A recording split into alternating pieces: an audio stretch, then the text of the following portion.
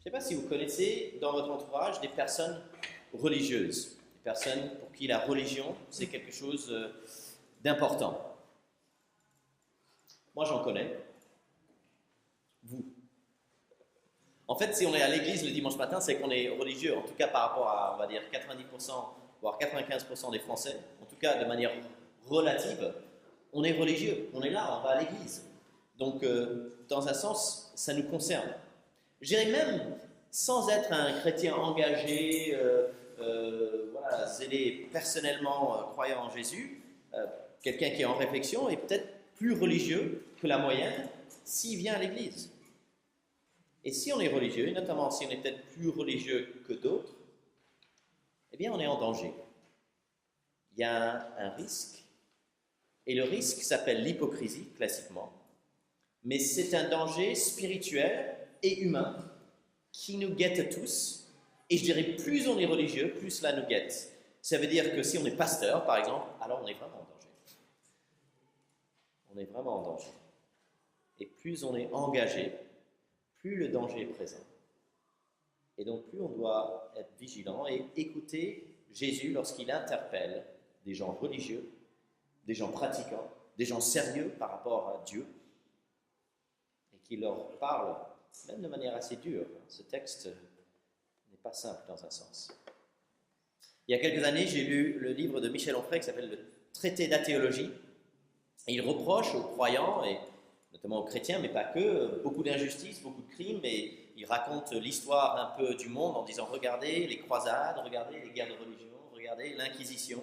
Au XXe siècle, les chrétiens, certains en tout cas, qui n'ont rien fait alors qu'ils étaient informés parfois de certains aspects, par exemple de la Shoah. Et puis, on peut regarder autour de soi aujourd'hui, lire dans les médias des prêtres pédophiles, des télévangélistes escrocs et des fondamentalistes hypocrites. J'en passe. Les exemples d'injustice de la part de personnes religieuses, c'est pas ça qui manque. C'est pas ça qui manque. Après, on peut lire quelque chose dans la presse, ou on peut lire un livre d'histoire et être, je dirais, dans un sens, gêné par quelque chose, mais c'est loin. L'Inquisition, c'est pas notre quotidien. Mais au quotidien, on peut croiser des personnes qui vont à l'église, mais qui sont désagréables avec des collègues de travail, avec des voisins, qui sont pratiquants, mais quand on creuse un peu, ou quand on passe du temps avec eux, on a l'impression que ça n'a aucun impact dans leur façon d'être les uns avec les autres. Les hypocrisies historiques, c'est une chose.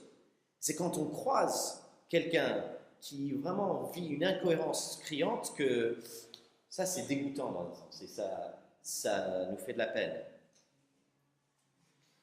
Michel Onfray et d'autres ont critiqué la foi chrétienne et les chrétiens pour l'hypocrisie. Eh bien, dans un sens, il arrive avec juste 2 millénaires et demi de retard.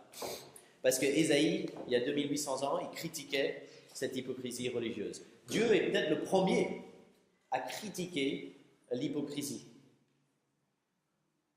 Quand, dans le jardin, il demande à Caïn où est son frère Abel, il y a déjà cette question entre l'apparence, je peux parler à Dieu, je peux prier, mais je viens de commettre un meurtre. Déjà, cette incohérence est là dès le début de la Bible, et la Bible le souligne. Ésaïe l'a souligné, Jésus, lui, n'a pas mâché ses mots pour s'attaquer aux incohérences des personnes religieuses, des personnes qui, sans doute, à certains niveaux, nous ressemblent.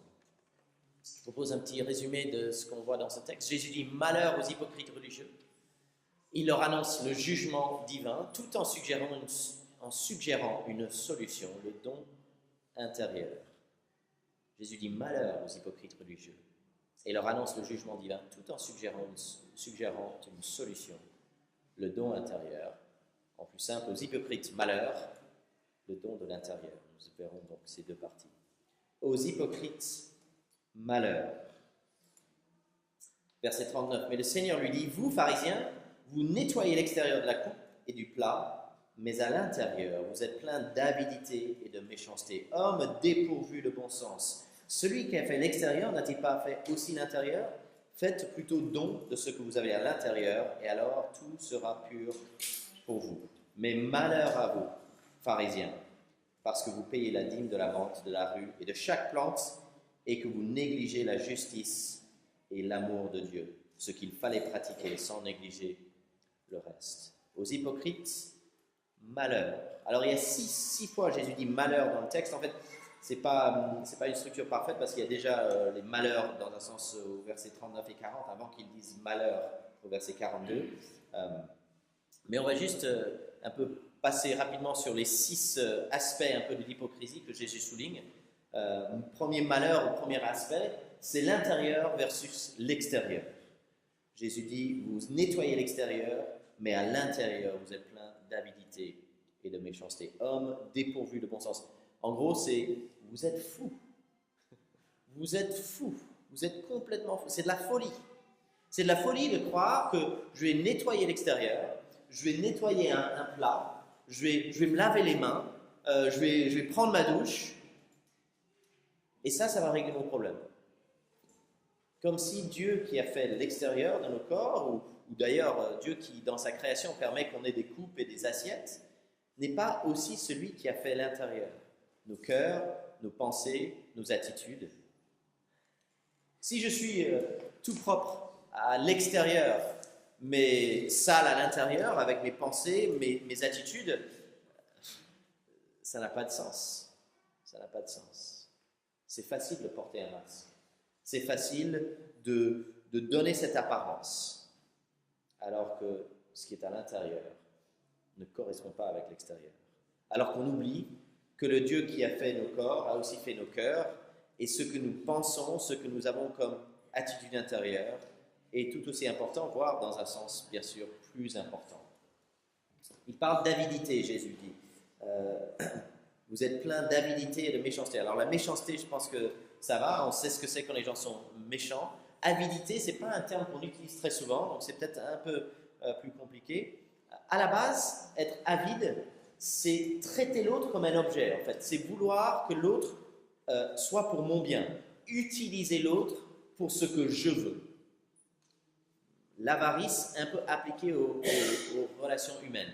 Manipuler les autres pour mes fins, c'est une expression de cette avidité, c'est-à-dire vouloir s'accaparer ce que les autres ont, leur personne ou leurs choses, pour moi. Et cette réalité-là, de celui qui cherche à utiliser l'autre pour ses propres fins, peut-être on le voit tous les jours. Et à la base, on a horreur d'être manipulé. Ce premier malheur, ce malheur de ceux qui en fait vivent le décalage profond entre l'extérieur et l'intérieur. Et à l'extérieur, tout est propre, et à l'intérieur, c'est avidité, méchanceté, c'est-à-dire vouloir traiter les autres d'objets et faire avec ce qu'on veut d'eux. Ce premier malheur nous concerne tous. Parce que le décalage entre ce qui se passe dans nos têtes et ce qu'on laisse voir, filtrer, ce qu'on laisse visible, c'est présent tout le temps, n'est-ce pas? Et c'est une des raisons pour laquelle je pense que semaine après semaine, on pense que c'est important de demander pardon à Dieu.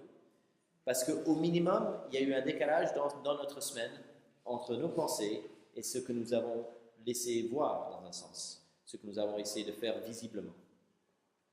Deuxième malheur, verset 42, vous payez la dîme de la menthe, de la rue et de chaque plante. Alors ça c'était un truc assez intéressant parce qu'il fallait payer la dîme.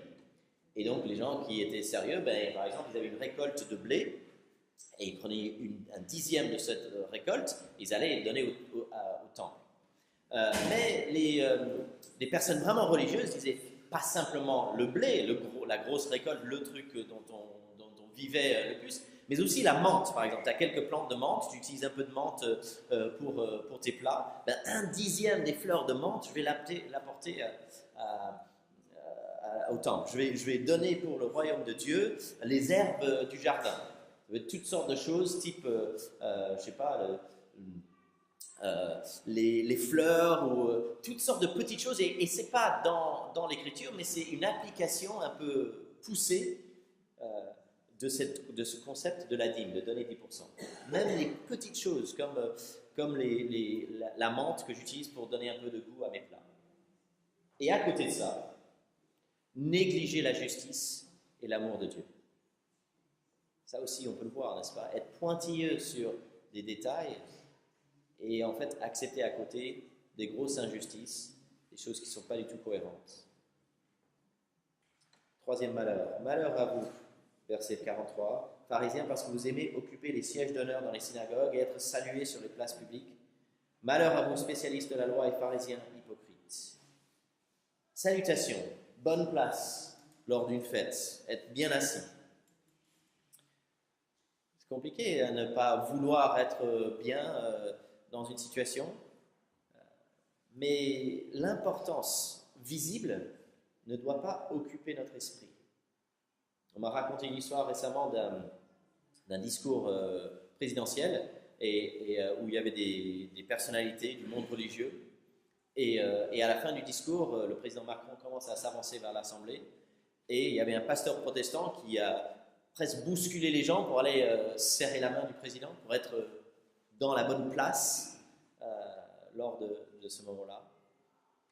C'est le genre de choses qui arrivent.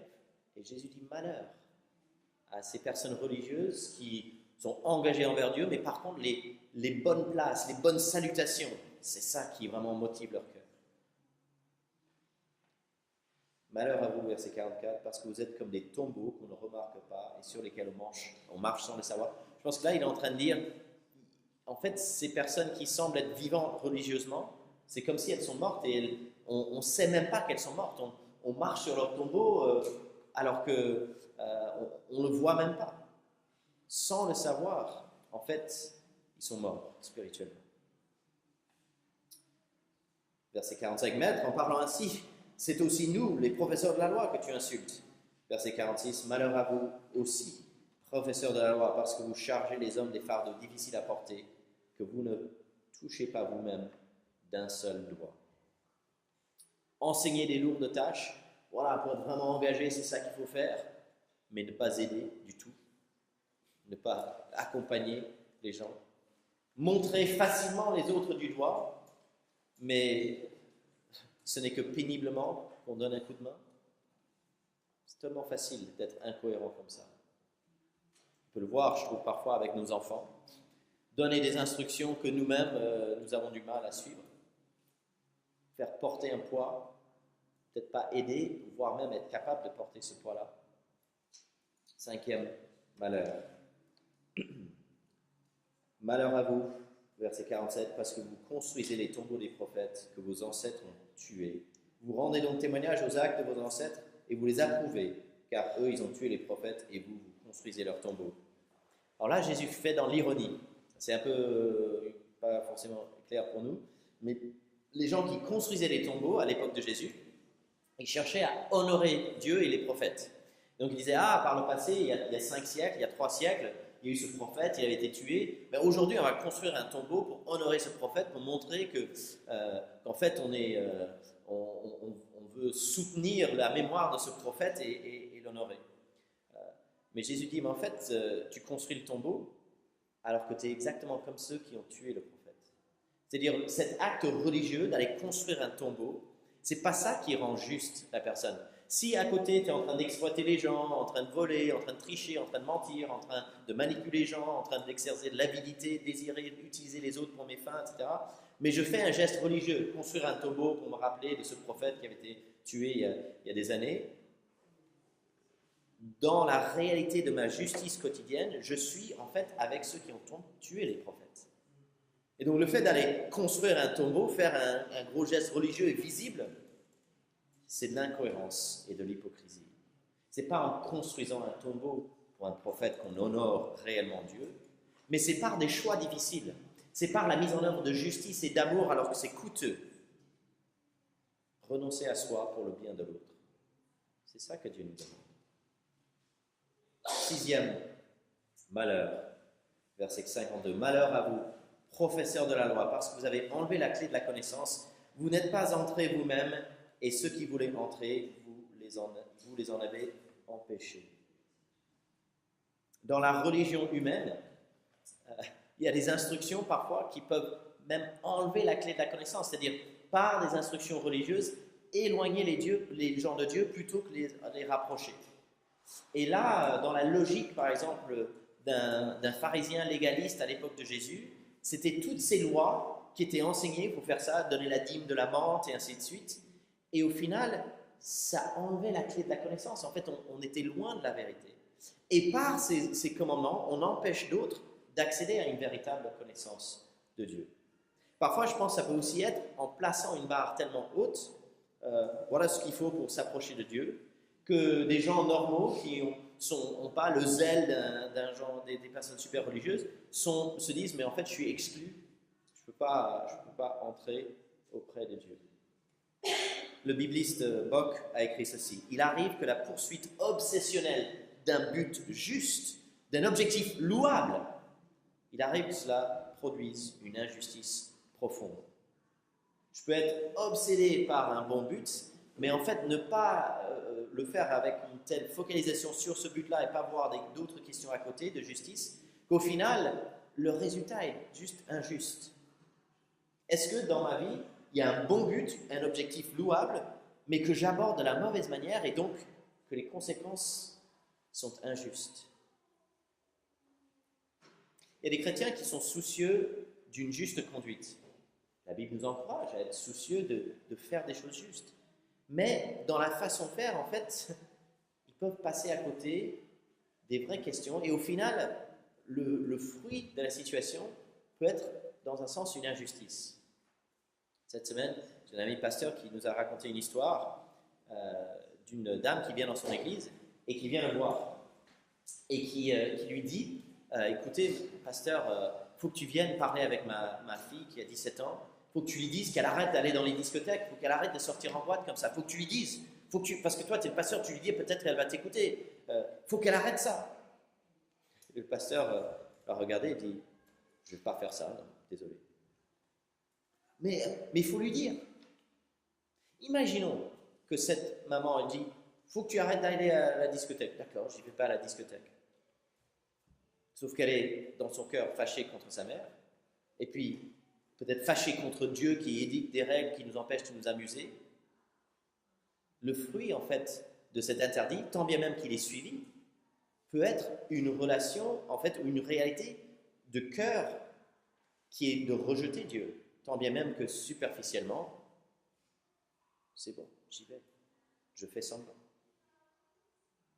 Le pasteur a dit à cette mère, par contre, je veux bien discuter avec votre fille de la question de sa relation avec Dieu, de l'amour qu'elle a pour Dieu ou pas, de qu'est-ce qui l'encourage à plus et mieux aimer Dieu. Parce que faire le bien pour plaire à maman ou pour plaire au pasteur, ça peut être catastrophique spirituellement.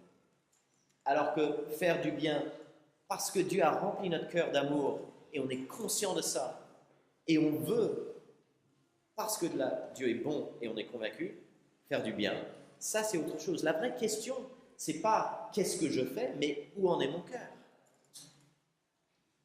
Et en fait, avec ce souci du visible, de l'actif, je peux enlever la clé qui est l'application de l'évangile au cœur. Mais j'ai sauté une petite section, je ne sais pas si vous avez remarqué, verset 49. C'est pourquoi la sagesse de Dieu a dit, je leur enverrai des prophètes et des apôtres, ils tueront les uns et persécuteront les autres, afin qu'il soit demandé compte à cette génération du sang de tous les prophètes qui a été versé depuis la création du monde, depuis le sang d'Abel jusqu'au sang de Zacharie, tué entre l'autel et le temple. Oui, je vous le dis, il en sera demandé compte à cette génération. Quand Dieu demande compte d'actes mauvais, c'est son jugement en fait. C'est le moment où Dieu dit, voilà, il faut rendre des comptes. Donc Jésus annonce un jugement divin sur les religieux. Il parle notamment de sur cette génération. Alors c'est une phrase un peu compliquée. Il en sera demandé compte à cette génération du sang de tous les prophètes, de toutes les injustices religieuses qui ont été commises.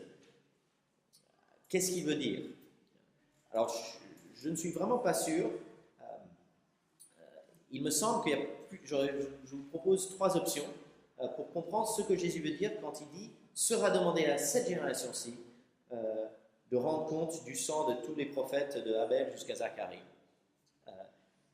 Première référence, première option, serait qu'il fait référence là à la destruction du temple qui est venu en 66, donc 30 ans à peu près après Jésus, là, et il y a été une forme de jugement de Dieu sur cette génération-là, où les Romains ont fait la guerre. Bon, il y avait une rébellion des Juifs contre les Romains, et entre 66 et 70, il y avait la guerre, il y a eu beaucoup de morts, et à la fin, les soldats romains ont gagné, ils sont venus, ils ont détruit le temple à Jérusalem, et beaucoup de Juifs du 1er siècle ont vécu ça comme un jugement de Dieu sur la nation et sur cette génération de la nation. Donc il se peut que Jésus fait référence à une sorte de jugement qui a été vécu dans le temps, quelques décennies plus tard. Il y a une deuxième option, qui est de dire quand Dieu demande compte à cette génération du sang de tous les prophètes, qu'il prépare à une compréhension de la croix. Lorsque Jésus meurt à la croix, il porte le jugement de Dieu, et il fait partie de cette génération-là, donc qui reçoit le jugement de Dieu pour tous les péchés, toutes les hypocrisies, tous les prophètes qui ont été tués par le passé. Donc il se peut que cette demande à cette génération-là, ce fait de rendre compte à cette génération-là, c'est Jésus qui au final le fait en mourant à la croix. C'est une deuxième possibilité d'interprétation, c'est peut-être ma deuxième préférée. Ma troisième préférée, et mon numéro un, c'est dans un sens le jugement de Dieu qui a été vécu par le fait que ces hommes religieux, ces pharisiens qui prenaient tellement au sérieux Dieu, eh bien, ils n'ont pas compris Jésus, et pour la plupart, la grande majorité des pharisiens ont rejeté Jésus, et ça, c'est en fait un jugement de Dieu à leur égard. Et donc, il se peut que cette génération qui est jugée, ils ont été jugés en n'accédant pas à l'évangile, en n'acceptant pas le Messie qui était là devant eux. Donc, cette génération qui se retrouve jugée, elle a été jugée par le biais du fait que Dieu ne leur a pas éclairé pour qu'ils comprennent le Messie. C'est un peu plus compliqué.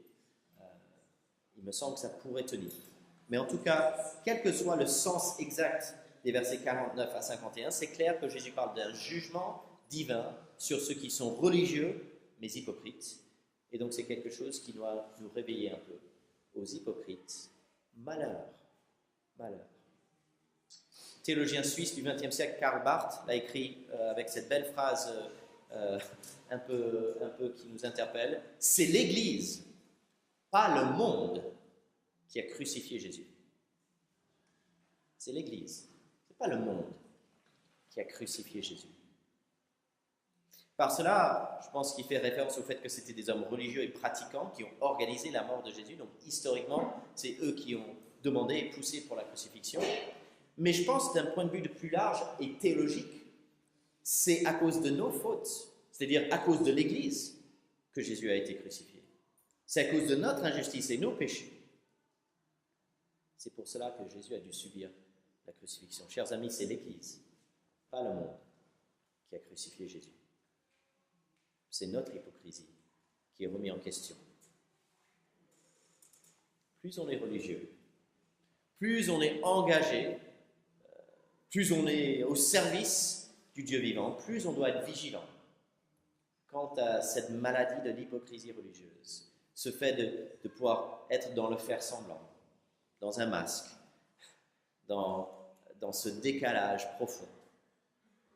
On a vu encore récemment aux US des scandales avec des pasteurs très connus qui sont accusés d'actions injustes. L'hypocrisie, le faire semblant, est un fléau. Et gare à celui qui pense que ça ne le concerne pas. Aux hypocrites, malheur. Alors qu'est-ce qu'on fait de ça? Chers amis, le don de l'intérieur. Verset 40. Homme dépourvu de bon sens. Celui qui a fait l'extérieur n'a-t-il pas fait aussi l'intérieur? Faites plutôt don de ce que vous avez à l'intérieur. Et alors tout sera pur pour vous. Petite précision de traduction, le mot pour le don, là, faites don, c'est le mot pour le don religieux, comme la dîme ou comme ce qu'on donne à Dieu, ce qu'on donne au temple. La solution de l'hypocrisie, c'est pas de rejeter Dieu, c'est pas de rejeter des questions de justice et dire une façon d'éviter l'hypocrisie, c'est de dire je ne me concerne pas de donner une apparence de justice. Non, la solution c'est de venir à Dieu, de revenir à Dieu, de me confier à Dieu, de confier ce qui est à l'intérieur à lui, de me tourner vers Dieu dans mon attitude et dans mon cœur, dans ce qui est le plus profond de qui je suis. C'est à la repentance. C'est-à-dire faire demi-tour pour donner ce que j'ai dans mon cœur à Dieu, c'est à cette repentance et ce retour vers Dieu que Jésus appelle les religieux. La question véritable n'est pas celle de ce qui est visible, mais de celle qui est invisible, la question du cœur. Vous vous rappelez de cette phrase de Jésus qui est entrée dans la culture française, il faut rendre à César ce qui est à César et rendre à Dieu ce qui est à Dieu. Et on parle souvent de la première partie de cette phrase, mais la deuxième partie, c'est celle qui est plus importante. Il parle des pièces de monnaie qui sont à l'image de César, et en fait, nous sommes à l'image de Dieu, et notamment ce que nous sommes profondément. Le fait d'être humain, c'est d'être créé à l'image de Dieu. Et nous devons donc rendre à Dieu ce qui est à Dieu, c'est-à-dire le cœur de ce que je suis. Le vrai travail, pour un chrétien, c'est un travail de cœur. Et c'est quelque chose que seul je peux faire pour moi et seul vous pouvez faire pour vous. C'est chacun est face à sa responsabilité quand on parle du cœur, de la réalité intérieure. Qu'est-ce que je veux pour mon cœur? Quel est mon projet pour ma réalité intérieure avec Dieu? Et la solution de l'hypocrisie passe par un travail sur mon cœur, sur ma réalité intérieure. Cela commence par une conviction que je dois me confier à Jésus, faire don de l'intérieur, c'est donner à Jésus ce que je suis à l'intérieur. Dans quelques instants, nous allons faire le repas du Seigneur et nous projetons, quand nous faisons cela, une prière, notamment une prière d'engagement qui permet de faire ce don de l'intérieur, de dire à Jésus, je te confie ma vie, je me donne à toi. Mais ce travail-là, ce n'est pas simplement quelque chose qu'on fait pour commencer la vie avec Jésus, c'est quelque chose qu'on doit continuer à faire. On a besoin que Jésus travaille nos cœurs, renouvelle notre pensée, qu'il change nos attitudes. C'est un défi pour tout chrétien, tout au long de sa vie, de dire jour après jour, je dois me remettre en question où en est mon cœur et comment est-ce que j'ai besoin de Jésus et de son travail sur mon cœur. Rappelons le contexte. Je vous invite à retrouver page 672, verset 34, chapitre 11, verset 34, ce qu'on a vu la semaine dernière. Verset 34. Ton œil est la lampe de ton corps. Lorsque ton œil est en bon état, tout ton corps est éclairé. Mais lorsque ton œil est en mauvais état, ton corps aussi est dans les ténèbres. Veille donc à ce que la lumière qui est en toi ne soit pas ténèbres. Si donc ton corps tout entier est éclairé, sans aucune partie dans les ténèbres, il sera entièrement éclairé comme lorsque la lampe t'éclaire de sa lueur. Là, je crois que Jésus est en train de parler de qu'est-ce qui entre par mes yeux pour toucher mon cœur. Est-ce que ce qui est censé être lumière, c'est-à-dire je devrais laisser rentrer des bonnes choses par mes yeux pour changer ma réalité intérieure, est-ce que ça c'est lumière ou est-ce qu'au contraire c'est des choses ténébreuses qui rentrent par mes yeux pour toucher mon cœur? Parce que ce qui compte, c'est ce qui est à l'intérieur qui passe par les yeux, par la lumière que je reçois, afin d'avoir dans mon cœur lumière ou ténèbres. Et on a besoin donc, par exemple, des paroles de Jésus, de ces interpellations comme on a ici, pour rentrer dans nos cœurs et nous interpeller, parce que dans la réalité, nos cœurs sont tortueux et nous fuyons, nous évitons tout ce qui est ce travail profond et sérieux dans nos cœurs. Nous voyons ici, avec ces pharisiens et ces professeurs de la loi, la façon dont la religion peut être une façon d'échapper à Dieu, un échappatoire. En fait, c'est une évidence pour nous que celui qui rejette Dieu, ça ne m'intéresse pas. La Bible dit, c'est pas bien, il faut revenir à Dieu. Ça ne nous surprend pas. Mais en fait, la religion dira, non, moi je suis très intéressé par Dieu.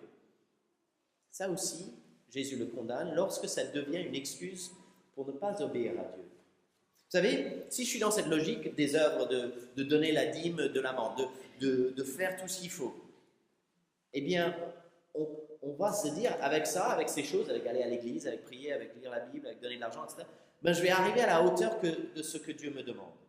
Si je pense que c'est par mes efforts, mes engagements, que je peux me justifier, que mes pratiques religieuses, c'est ça qui fait qu'aux yeux de Dieu, je suis bien et les bonnes œuvres, eh bien là, je suis sur une pente qui mène vers l'hypocrisie, parce que je dois faire les œuvres visibles. Et cette pente-là peut aller au-delà de l'hypocrisie vers toutes sortes d'injustices avec une sorte de côté superficiel du religieux. La religion, c'est des aspects, je dirais, visibles qui codifient un rapport à Dieu. Et ça peut être une façon d'éviter le vrai travail intérieur, la vraie repentance, si je m'occupe bien avec des gestes religieux. Si je remplis un peu les cases religieuses avec des actes que je peux faire cocher la case, c'est bon, j'ai lu la Bible. alors que j'ai besoin en fait de permettre à Dieu de travailler mon cœur, de m'interpeller profondément. Et il y a une version chrétienne évangélique de cette hypocrisie, tout comme il y a une version catholique, une version protestante et autres. Est-ce que je rentre dans un schéma sans laisser Dieu vraiment interpeller mes choix et mes attitudes? Est-ce que je fais les bonnes choses sans permettre à un ami chrétien de m'interpeller sur des attitudes, sur des regards que j'ai? Le travail essentiel, c'est un travail de cœur. Ce don intérieur. Confier à Dieu ce que je suis au plus profond de moi. Demander à Dieu de travailler les recoins cachés, les zones où un peu on ne veut pas qu'il entre. C'est ça un défi pour toute une vie pour un chrétien. On a un peu peur en fait de ça, n'est-ce pas? On a un peu peur de ce que Dieu il va faire s'il vient faire le ménage un peu partout dans mon cœur. Si en fait je laisse rentrer sans limite. Chers amis, c'est la vraie libération. C'est la vraie libération que de laisser Dieu commencer à faire le ménage partout dans mon cœur. Pas juste dans certaines zones, mais partout. On préfère la superficialité d'une religion qui nous permet de cocher des cases plutôt que dans la remise en question profonde de tous mes choix, de mon jardin secret, de ce qui m'appartient à moi. Et dans un sens, la religion visible, cocher des cases, ça me permet de remplir cet espace-là et donc d'éviter ce qui est profond et ce qui m'interpelle et ce qui, peut-être, dans un sens, me fait mal parce que j'ai peur ou j'ai pas envie d'accepter que Dieu m'interpelle là-dessus. D'un côté, la religion. Et Jésus dit malheur aux hypocrites. De l'autre côté, le don intérieur, ce qui est le premier pas dans la dynamique, pas des œuvres, mais de la grâce. Dans une logique de je reviens à Dieu, je me repens, je demande pardon, je demande son travail, je reçois sa bonté gratuite, sa générosité en Christ qui n'est pas méritée, mais donnée gratuitement. Je lui demande de travailler au jour le jour sur mon cœur. Ça mène à des actes de justice et des œuvres bonnes, mais qui sont nourris de la bonté de Dieu et de son travail dans mon cœur, plutôt que d'une attitude d'accomplissement religieuse, de gagner quelque chose auprès de lui. Dans les années 80, en Pologne, il y avait un prêtre catholique, Jerzy Popieluszko, qui militait pour la liberté et pour les droits de l'homme. Donc il y avait ce régime communiste, et il disait non, c'est pas juste que les droits de l'homme ne soient pas respectés, etc. Et la police secrète du régime communiste polonais à l'époque l'a assassiné. Pour ses funérailles, 250 000 personnes ont défilé. Et ils sont passés à un moment devant le QG de la police secrète, et ils portaient une banderole qui disait « Nous pardonnons ».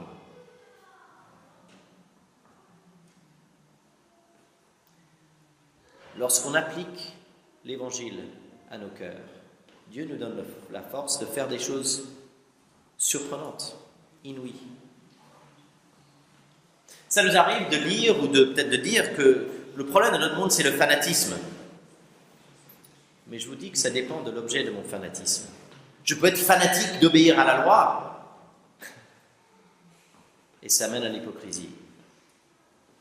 Mais il y a un fanatisme réellement chrétien qui découle d'un cœur changé et transformé par l'Esprit du Christ. Être fanatique du pardon de ses ennemis. Pour dire oui, vous l'avez tué, mais nous voulons vous pardonner cet acte. Être fanatique du renoncement à soi-même. Être fanatique du chemin de Jésus-Christ, qui a dit, si quelqu'un veut être mon disciple, qu'il renonce à soi-même, qu'il se charge de sa croix et qu'il me suive. Vous savez, si quelqu'un dit, je suis chrétien, mais de manière visible et explicite, et il pratique l'injustice, il fait vraiment n'importe quoi, c'est un traître, en fait, à Jésus-Christ. Et nous devons regarder à la façon dont Jésus a été, en fait, traité de traître. Il a été victime de la plus grande trahison de l'histoire, afin d'être interpellé dans nos trahisons, petites et grandes. Si nous acceptons ce don de l'intérieur, si nous disons « Jésus, je me confie à toi », eh bien, nous annonçons à l'Église des Ternes que Jésus a accepté la trahison pour nous, pour nous libérer. Et il appelle chaque disciple à le suivre aujourd'hui dans le renoncement de soi, dans le pardon des ennemis, dans ce travail sur mon cœur pour que je puisse fuir l'hypocrisie. C'est précisément, chers amis, parce que nous n'arrivons pas à être cohérents et parce que l'hypocrisie nous guette, que nous devons venir à Jésus-Christ, pas une fois pour commencer la vie, mais jour après jour pour demander son aide. Et nous demandons de l'aide à Jésus parce qu'il est le seul homme de l'histoire à avoir été parfaitement cohérent d'un bout à l'autre de sa vie, sans aucune trace d'hypocrisie. Le don de l'intérieur, en fait, Jésus l'a vécu parfaitement. Et conscient de notre hypocrisie, nous venons à lui. Jésus, l'homme seul, le seul, libre de toute hypocrisie. Le seul qui peut nous offrir le pardon et la réconciliation dont nous avons besoin. Le seul vrai cohérent de l'histoire. Jésus qui nous offre une cohérence que nous ne méritons pas. Et de demander son aide pour ce travail quotidien, de chasser l'hypocrisie, de progressivement être plus cohérent. Un chrétien, c'est toujours un hypocrite, mais un hypocrite repenti. Et nous aimons le dire ici, ce n'est pas nous qui avons inventé la phrase, l'Église, c'est toujours un hôpital pour des pécheurs, pas un musée pour des saints. On n'est pas là pour faire bonne figure. On est là pour demander l'aide. On est là pour redire à Jésus ce don intérieur qui fait de nous des malades guéris, qui fait de nous des hommes et des femmes sur le chemin de la cohérence par sa grâce et qui espèrent et qui agissent faire mieux et qui veulent faire mieux chaque semaine. Aux hypocrites malheurs, le don de l'intérieur. Prions ensemble. Jésus, nous te bénissons pour la clarté de ta condamnation de l'hypocrisie. Nous te remercions pour ces paroles qui sont dures mais dont nous avons besoin pour nous interpeller. Seigneur, plus on est religieux, plus on est en danger et c'est surtout vrai pour des pasteurs. Seigneur, donne-nous cette capacité à nous donner ce qu'il y a à l'intérieur, te confier nos cœurs pour que tu viennes les changer par ton esprit. Donne-nous de te confier pas juste certaines choses mais tout, afin que tu viennes par ton esprit dans les coins et les recoins de nos cœurs pour nous transformer et nous renouveler. S'il te plaît, Seigneur, change nos cœurs. C'est notre prière au nom de Jésus.